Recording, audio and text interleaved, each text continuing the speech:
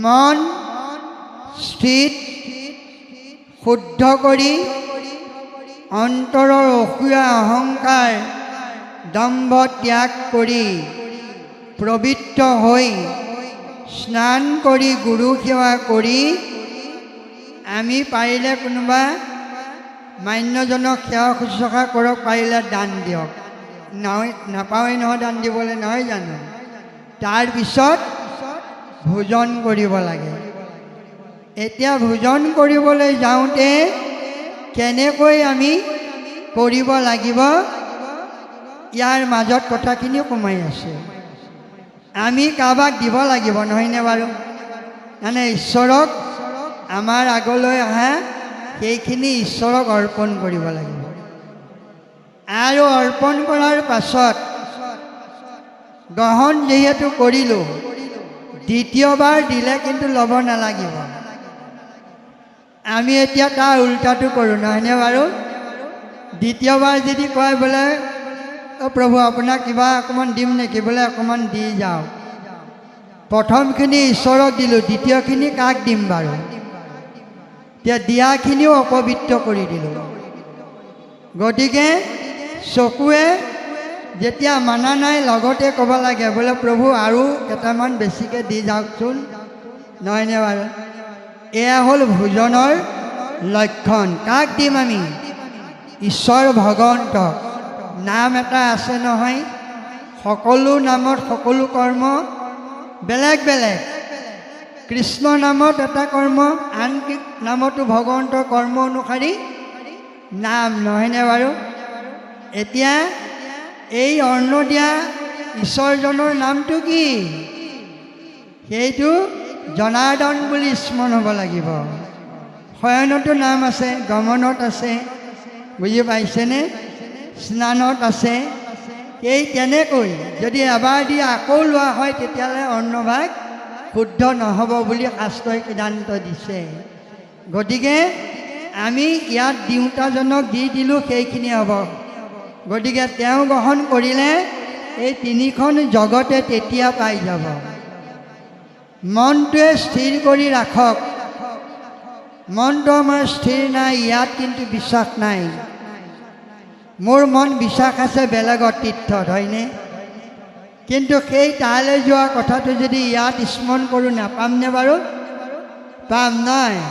এইকাৰণে কৈছে অবিদুৰ তীৰ্থক লাগি কিয় কৰাই আশা, হৃদয়ত কৃষ্ণই আছে তাকনো কুমৰা, সমস্ত তীৰ্থৰ স্থান কৃষ্ণৰ চৰণ, এই ৰঙা চৰণত মাত্ৰ লয়ো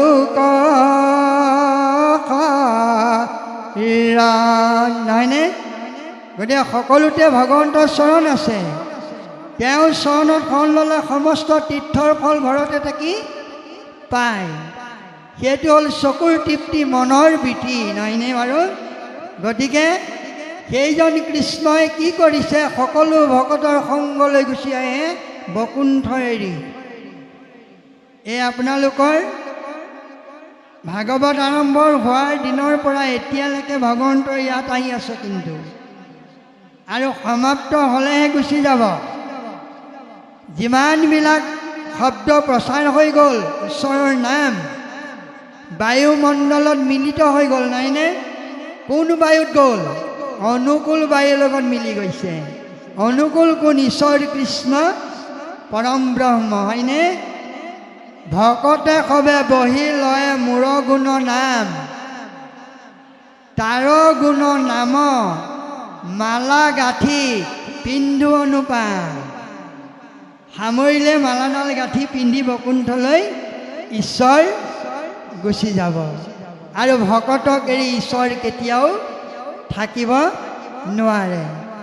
নাৰদে বকুণ্ঠলৈ 3 দিন গ'ল, ঈশ্বৰক বিচাৰি নাপালে। আই লক্ষীক সুধিলে, বোলে তেওঁ ভকতৰ সংগলৈ গ'ল। চতুৰ্থ দিনা যাওঁতে ওলাইছে, নাৰদ গৈ পাই গ'ল। বোলে প্ৰভু ভাগ্যক্ৰমে আজি তোমাক দৰ্শন পালোঁ, 3 দিন আহিলোঁ, আয়ে ক'লে তুমি ভকতৰ সংগলৈ যোৱা। বোলে হয়, কেলৈ যোৱা? ভকত আহিব লাগে তোমাৰ ওচৰলৈ, তুমি আকৌ কিয় যোৱা? বোলে নাই নাই, মই ভকতৰ ওচৰলৈ যাব লাগিবই, কাৰণ ভকত নহ'লে মই থাকিব নোৱাৰোঁ। নাৰদত বিষ্ণু অয়াচন্ত কৈ বৈকুণ্ঠত মই নাথাকোঁ, যোগীও হিয়ায়েৰি সমুদায়, থাকোঁ ভকতৰ কীৰ্তন চাই। হে ৰাধেৱ ঋষি, মই বৈকুণ্ঠত ৰৈ থাকিব নোৱাৰোঁ, মোৰ নাম লৈছে, গতিকে যোগীয়েও মোক হিয়াত ৰাখিব নোৱাৰে, তাৰ পৰাও গুচি যাওঁ, ভকতে কীৰ্তন কৰা সদায় চাই থাকোঁ, নহয়নে? গতিকে ঈশ্বৰ ভগৱন্তৰ নামৰ লোভীয়া আমি সমস্তৰ চুলি নাইকিয়া ছবিৰ সেই টকাটো লোভীয়া হৈ পৰিলোঁ। বুজি পাইছেন নাই? যিটো টকাত ধনত ছবি নাই, ভকতেহে ছবিটো চিনি পায়, সেইটো ধনত লোভীয়া হ'ব নোৱাৰিলোঁ। বুজি পাইছেনে? মোক কিনা কিনা প্ৰভু মোক কিনা কিনা, এ আন ধন নলাগয় নাম ধন বিনা। বোলে তুমি মোক কিনা, আন ধনে নিকিনিবা প্ৰভু, তোমাৰ নাম ধনৰে মোক কিনা, হয়নে? কিন্তু আমি এতিয়া আন ধনক বিচাৰিছোঁ, আপোনালোকক কোৱা নাই দেই কৃষ্ণ, আমাক কৈছোঁ আমি কৃষ্ণ ধন বিচৰা নাই। গতিকে আমি বিচাৰিব লাগে কৃষ্ণ ধন, নহয়নে? যাক পালে আমাৰ মৃত্যুৰ ভয় থাকিব নোৱাৰে, হয়নে নহয়? গতিকে এই শাস্ত্ৰ পঢ়িলে নহ'ব, শুনিব লাগিব, শুনিলে নহ'ব, বুজিব লাগিব, বুজিলে নহ'ব, পালন কৰিব লাগিব। মনে সেইখিনি কৰিবলৈ আমাক নিদিয়ে। আছোঁ সমাজত বহি, ইমান সময় পঢ়ি আছে, এতিয়া এলাহো লাগিছে, যাবলৈও মন গৈছে, যাবও নোৱাৰোঁ, থাকিবও নোৱাৰোঁ, এনেকুৱা অৱস্থা আহি যায়, নহয়নে? আজি আমাৰ ভাগ্য উদয়। কৰচুং সত্ৰত যুৱকৰ সম্বন্ধিতে ৰাইজ গোপিনী যুৱক সকলোৱে মিলি আজি 9 বছৰে যি পা পদুম ফুল ফুলাই দিলে, ৰমক জমককৈ ফুলিছে। আমি ঈশ্বৰৰ চৰণত সেৱা ধৰিছোঁ, প্ৰাৰ্থনা কৰিছোঁ, আগলৈ ইয়াতকৈ বহুত সুন্দৰকৈ ফুলাবলৈ আপোনালোকক ভগৱন্তই কৃপা দৃষ্টি কৰক। চাৰিওদিশে জয় জয় মই কৰক, ঈশ্বৰৰ চৰণত প্ৰাৰ্থনা কৰিছোঁ। ইমান সুন্দৰ ভক্তি সৰোবৰত পদ্মফুল ফুলি আছে, ৰমক জমক। কেইবৰণীয়া পদ্মফুল? 3 বৰণীয়া, ৰক্ত শ্বেত নীল, হয়নে? বেছি সময় নুফুলে, তাকো জানো সংসাৰিকৰ নীতি, নহয়নে বাৰু? খুব বেছি 11:30, নহয় জানো?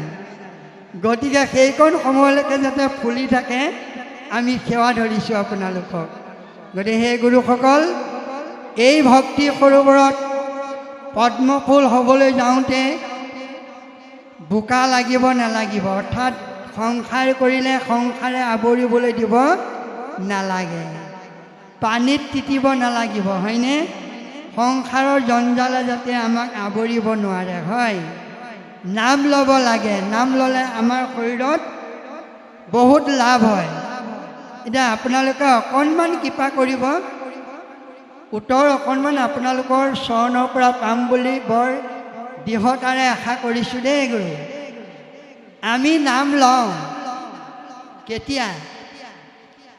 মৃত্যুৰ সময়ত, সংকটৰ বেলাত, বিপদৰ সময়ত, হয়নে? কেনেকৈ নাম লওঁ জানেনে বাৰু? নিজে নাম নলওঁ,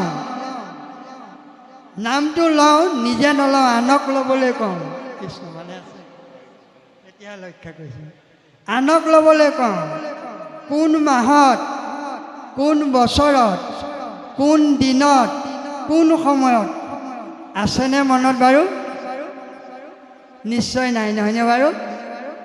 সেইটো সময়ত নিজে নাম লওঁ, আনক ল'বলৈ কওঁ। কেতিয়া জানে? ভূমিকম্প আহিলে নিজে লয় নে আনক ল'বলৈ কয় বাৰু? হৰি বল, হৰি বল, হৰি বল, হৰি বল, হৰি বল, হৰি বল। ধ্বনি উঠি গ'ল, লগে লগে ভূমিকম্প বিনাশ হৈ গ'ল। হৰিধ্বনি নহয়নে? এইখন সংসাৰত যদি নামৰ ধ্বনি দি থাকোঁ, কলিয়ে আমাক কেনেকৈ চুব পাৰিব কওকচোন বাৰু? অপায় অমংগলে আমাক আৱৰিব পাৰিব নেকি? কেতিয়াও নোৱাৰে।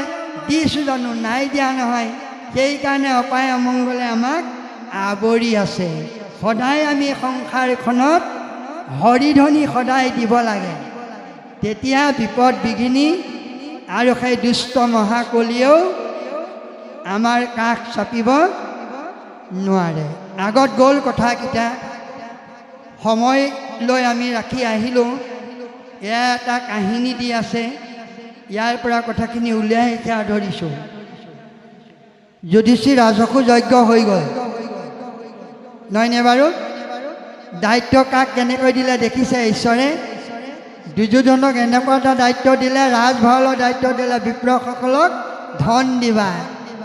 তেতিয়া গৈ ভীমে ক'লে, দাদা বোলে কথা এটা হ'ল নহয়, বোলে কৃষ্ণই দেখোন দায়িত্বটো তেওঁক দিলে। কৃষ্ণই ক'লে, বোলে নহয়, যাক জিতি দিছোঁ সেইমতে কৰি যোৱাচোন বাৰু। হয়, দুৰ্যোধনৰ হাতত অষ্টদল পদ্ম আছে। সি অহিংসাৰ ভাৱেৰে যদি এগুণ দিয়ে 3 গুণ বাঢ়ি যাব, কিন্তু দুৰ্যোধনে নাজানে। আৰু ভকতৰ পাও ধোৱা পদটো কোনে ল'লে বাৰু? স্বয়ং ঈশ্বৰ কৃষ্ণই ল'লে, হয়নে? কিয় ল'লে? কাৰণ ভকতৰ পাও ধোৱাওঁতে সেইসকলৰ বাক্যবিলাক টানি নিলে, নহ'লে আজি হৰি কথা শুনিবলৈ নাপালোহেঁতেন। বিপ্ৰমুখে অগ্নি ওলাই ভস্ম হৈ গ'লোহেঁতেন, হয়নে? তেতিয়া এজন বিপ্ৰ আহিছিল যুধিষ্ঠিৰ যজ্ঞলৈ। বাটত শুনিলে কৃষ্ণ গোসাঁয়ে ভকতৰ পাও ধুৱাইছে, যে মোৰ এই ফটুৱা ফটা পাওশাল জগতৰ ঈশ্বৰক প্ৰসাৰণ কৰিবলৈ দিম। মোৰ নিচিনা অনাচাৰ আৰু কোন হ'ব পাৰে? মোক ধন নালাগে। গুচি গ'ল, যজ্ঞ সমাপ্ত হৈ গ'ল। তেতিয়া ঈশ্বৰ কৃষ্ণই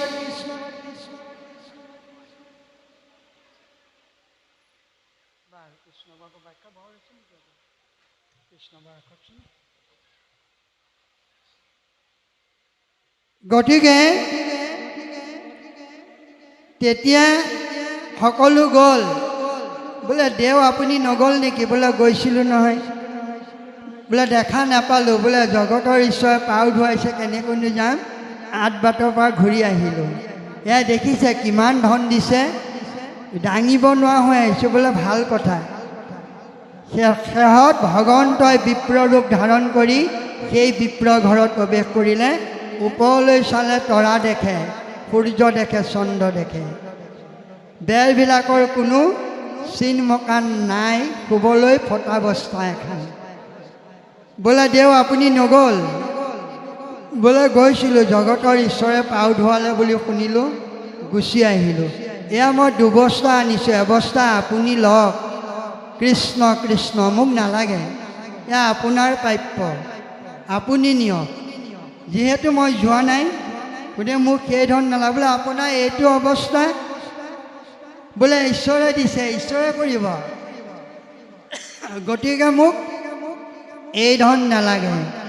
লগে লগে ঈশ্বৰ কৃষ্ণই চতুৰ্ভুজ ৰূপ ধাৰণ কৰিলে, যে তোমাৰ প্ৰতি মই সন্তুষ্ট লভিলোঁ। তোমাৰ এই সৎকৰ্মত মই তোমাক দিব একোৱেই নোৱাৰোঁ, কিন্তু এটা বস্তুৱে তোমাক দিছোঁ, কলিত তোমাৰ ঘৰতে মই জন্মগ্ৰহণ কৰিম। তেতিয়া তুমি ব্ৰাহ্মণ হ'বা, নাম বিষ্ণুদশা হ'ব কলাপ গাঁৱত। এই কলাপ গাঁৱত বিষ্ণুদশাৰ ঘৰত কল্কী ৰূপে অৱতাৰ হ'ব প্ৰভু ভগৱন্ত দেখিলেনে?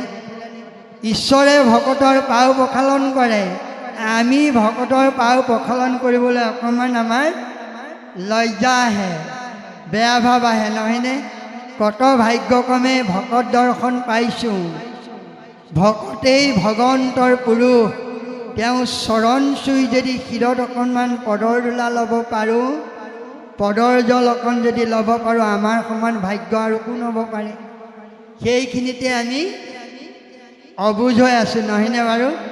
গতিকে এই জ্ঞানটো দিছে, কাকো নিন্দা কৰিব নাপায়, অহংকাৰ কৰিব নাপায়, সকলোকে সমদৃষ্টিয়ে আমি চাব লাগিব।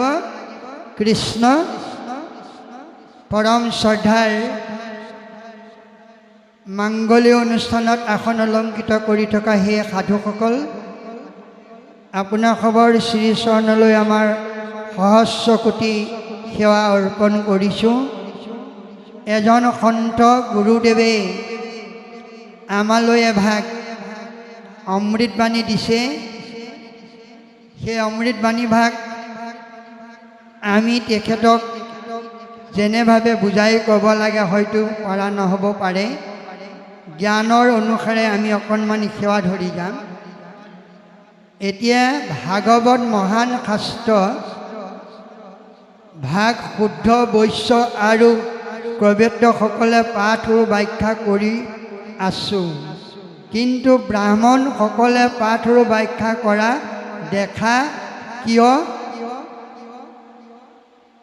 দেখা নাযায় কিয়? ব্ৰাহ্মণসকলৰ নৰ নহয় জানো? সুন্দৰ। এই সাধুজনলৈ আমি পৰম ব্ৰহ্ম ঈশ্বৰ কৃষ্ণৰ চৰণত সেৱা ধৰিছোঁ। ভগৱন্তই তেখেতকে প্ৰমুখ্য কৰি তেখেতৰ পৰিয়ালবৰ্গ আৰু এই জ্ঞান যজ্ঞত আসন অলংকৃত কৰি থকা গুৰু আই মাতৃসকলক ভগৱন্তই সদায় যাতে দীৰ্ঘায়ু কৰি ৰাখক। আৰু সেই গুৰুজনলৈ আমি সহস্ৰ সেৱা আগবঢ়ালোঁ। সুন্দৰ প্ৰশ্নভাগ দিছে। ব্ৰাহ্মণসকলে পাঠ কৰা নাযায়, সঁচা কথা। তেখেতসকলে পূজা পাতল কৰে, তাত কিন্তু পাঠ কৰে, নকৰেনে বাৰু? এনেকৈ ভাগৱত পাঠ কৰাটো দেখা পোৱা নাযায়, বহুতত কিন্তু কৰেও। এতিয়া আমি অকণমান আগলৈ আহিব লাগিব, যদি অনুমতি দিয়ে দেই। কৃষ্ণ ঈশ্বৰ ভগৱন্তই পুৰুষে ব্ৰহ্মাক কৈছিল যে মই আকৌ পৃথিৱীত অৱতাৰ হ'বলৈ যাব বিচাৰিছোঁ। বোলে তুমি সিদিনা আহিছা, দাপৰ শেহত আহিলা, আকৌ তুমি যোৱা কিয়? বোলে ভকতক বাক্য এটা দিলোঁ নহয়, সেই বাক্যত মই আকৌ পৃথিৱীলৈ যাবই লাগিব। বোলে কোনজন ভকত? বোলে পঞ্চানন গোসাঁই শিৱ, সহস্ৰ নাম জপ কৰে, 1000 বছৰ তেওঁ নাম জপ কৰিলে বিষ্ণু আহি দৰ্শন দিলে। বোলে প্ৰভু, মোৰ নামত তুমি সন্তুষ্ট হ'লা ধ্যানত, কিন্তু মোৰ এটা দুখ, মোৰ অন্তৰত কপট ভাৱ এটা আছে, সেই ভাৱটো লৈহে তোমাক 1000 বছৰ ধ্যান কৰিলোঁ।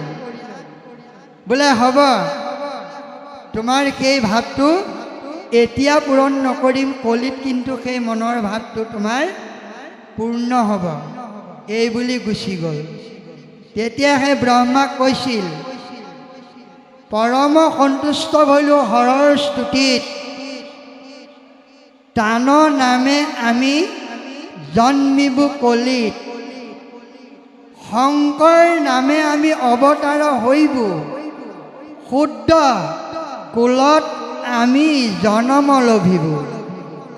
বোলে শংকৰ নামত অৱতাৰ হ'ম, শুদ্ধ কুলত জন্মগ্ৰহণ কৰিম। এতিয়া ব্ৰহ্মা আচৰিত হ'ল।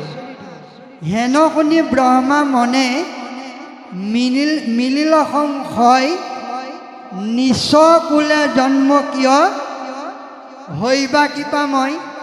শুদ্ধ জাতিটো নিচ বুলি কৈছে, মানে অজ্ঞান, নাজানে। আগত ব্ৰাহ্মণসকলে বেদ পাঠ কৰিছিল নহয়নে? শুদ্ধসকলে কৰা কিন্তু নাছিল, এতিয়া কৰিছে হয়নে? সেইহেতু শুদ্ধ কোলে আমি হয়বোৰ জাত পৰম ৰহস্য কথা কহিলোঁ তোমাক। সেইকাৰণে মই শুদ্ধ কুলত জাত হ'ম ব্ৰাহ্মণ, ক্ষত্ৰিয়, বৈশ্য। এই তিনি জাতি নুশুনিব আমাৰ কথা কাণ পাতি।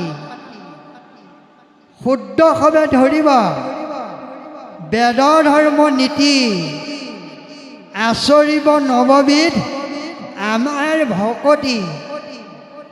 সেইহেতু শুদ্ধ কোলে আমি হৈ বুজাত পৰম ৰহস্য কথা কহিলোঁ তোমাক। এইকাৰণে কলি যুগত এই তিনিটা কুলৰ ঈশ্বৰ কথা শুনিবলৈ সময় নাপায়। বৈশ্য মানে কি? ব্যৱসায় হয়নে? ব্ৰাহ্মণসকল পূজাতেই থাকিব, ক্ষত্ৰিয়সকলে যুদ্ধ বাগতে লিপ্ত হৈ থাকিব, নাম ল'ব সময় নাপাব। আমি শুদ্ধাদি হয়নে?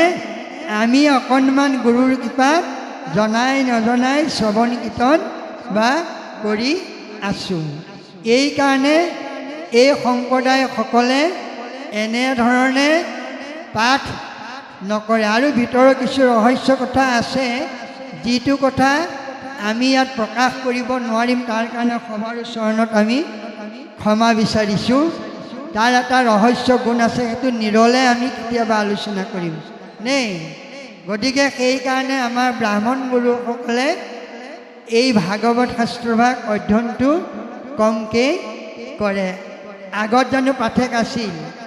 এতিয়া গাঁওখনত পাঠকৰ সীমা সংখ্যা নাইকিয়া হৈ গ'ল হয়নে?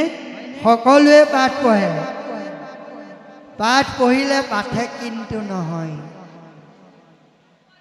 গীতাত কৈছে চুৰি কৰি আনি যদি গীতাক পঢ়য়, তেতিয়া কি বুলি কৈছে? মিছাই মনোমতী ভাজা নহয়, মিছাই বিঠাতে পঢ়য় গীতা নিষ্ফল হয়। এনেই চুৰ কৰি যদি শাস্ত্ৰ আনি পঢ়ে, এনেই পঢ়া হয়। শাস্ত্ৰ চুৰ কৰি কোনোবাই পঢ়ে জানো? গুৰুসকল পঢ়ে, নপঢ়া নহয়। আমাৰ সমাজত এতিয়াও বৰ্তমান পঢ়ি আছে, কিন্তু আজি আপোনালোকৰ সমাজত সেই চুৰজন কিন্তু দেখা নাই দেই। আমি দৰ্শন পাওঁ। চুৰ মানে কি? যি গুৰুত শৰণ নাই, পাঠক হৈ আহিছে, নিদিলেও নহয়, ভালকৈ সুৰ সঞ্চটো আছে, সেইজনক পঢ়িবলৈ দিলে, এনেই পঢ়িব, সেইটো চুৰ বুলি কৈছে। বুজি পাইছে? গুৰুত শৰণ ল'বই লাগিব। শৰণ ল'লেও পাঠ পঢ়িব, কিন্তু ভক্তিৰ মাৰ্গটোৰ পৰা অকণমান বাধা আছে। ভজন হ'লেহে পাঠ পঢ়িব পাৰিব হয়নে? তাৰ উদাহৰণ আপোনালোকৰ ইয়াত বৰ্তমান সুন্দৰভাৱে প্ৰচাৰ হৈ আছে।